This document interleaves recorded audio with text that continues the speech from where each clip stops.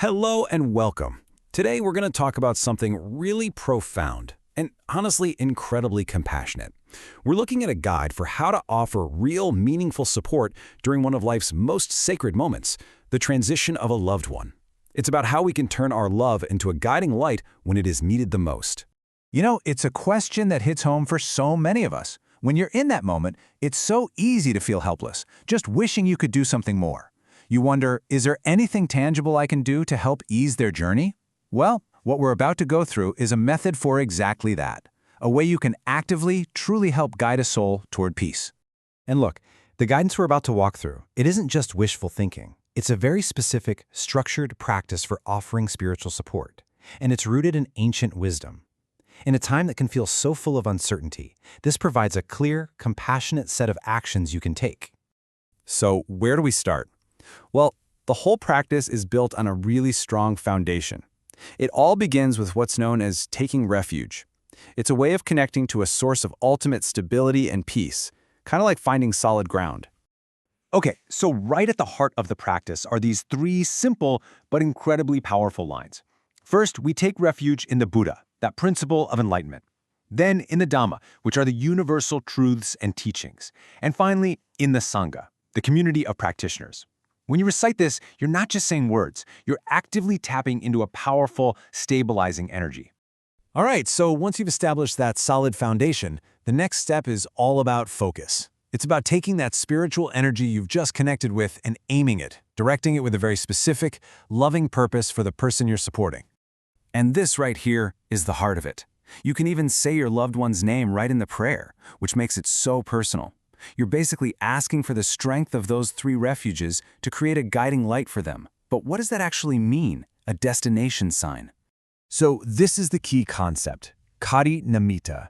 The best way to think of it is as the final image or feeling that the mind holds on to right at the very end. The entire goal of this practice is to help create a positive, a peaceful, and a really clear Kari Namitta for your loved one. It's all about making sure their path forward is a good one.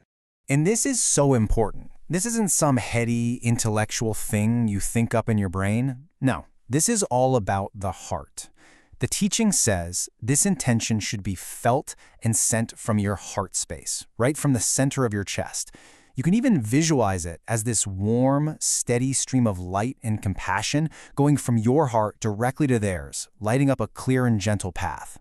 Now, a single thought can be powerful, for sure, but what's truly transformative is a sustained, unwavering intention. And that brings us to the next vital piece of this practice, the incredible power of repetition, and just staying consistent. The original teaching is so clear about this. You repeat that prayer of intention again and again, and how long do you go? You keep going until you feel it, until you can feel that the current of your intention is strong, stable, and just completely unwavering. You're basically building this consistent, reliable signal of pure support. So you might be asking, when should I do this? Well, the good news is you can do it anytime and in multiple rounds. But, and this is really important, it becomes absolutely vital during those final stages. As a person's life signs begin to weaken, the guidance is to do this practice frequently or even continuously to make sure that supportive energy is right there with them, strong and present in those most critical moments. So this all leads us to the big question. What's the effect of all this sustained, compassionate effort? What happens when you hold this steady, loving intention for another person? Well, the teaching offers a really powerful and deeply reassuring answer. Think of it like this. Your continuous prayer becomes a kind of spiritual support system. At a time when the mind might be confused or even afraid, this steady stream of loving energy acts like a beacon of light, cutting right through the fog and illuminating a clear, peaceful path toward a good destination, a good realm.